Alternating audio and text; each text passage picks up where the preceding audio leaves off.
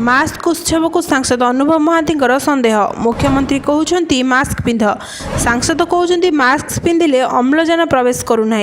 प्रश्न भी कर मास्क पिंधिले सतरे कौन कोरोना हेब नहीं।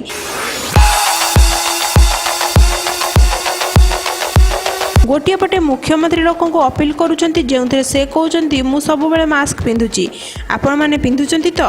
राज्यवासी को मुखिया यह परामर्श को नहीं प्रश्न उठाई बीजेडी सांसद अनुभव महांती। कहते मास्क पिंधिले कौन कोरोना हेब नहीं। जदिओ से केंद्र स्वास्थ्य मंत्री को प्रश्न करिसेंती, किंतु एठी मुख्यमंत्री परामर्श को नहीं प्रश्न उठा स्वाभाविक, कारण जड़े लोकप्रतिनिधि एभली बयान जनता को विभ्रांत करूना कि मुख्यमंत्री को अपमानित करने को अनुभव ट्वीट नुहे कि बोली साधारण प्रश्न उठी। किंतु यार किछि समय पर से ही ट्वीट को डिलीट कर देथिले एवं लिखिथिले कि मु जड़े साधारण लोक हिसाब से प्रश्न करी, किंतु एबे यार उत्तर मु पाई सारिछि।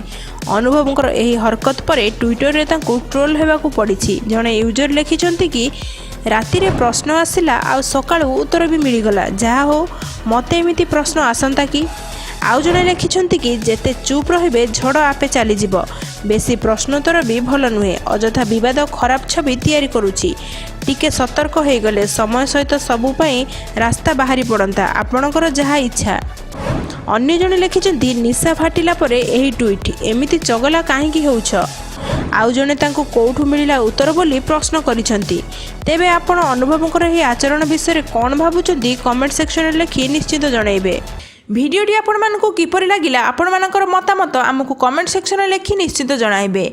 जदि आपण माने हमर एही चैनल रे नुआ होइथिबे हमर एही चैनल को सब्सक्राइब करि नेबे एवं भिडियोटी भल लागिले गोटे लाइक करी अधिक रु अधिक शेयर करिवे। धन्यवाद।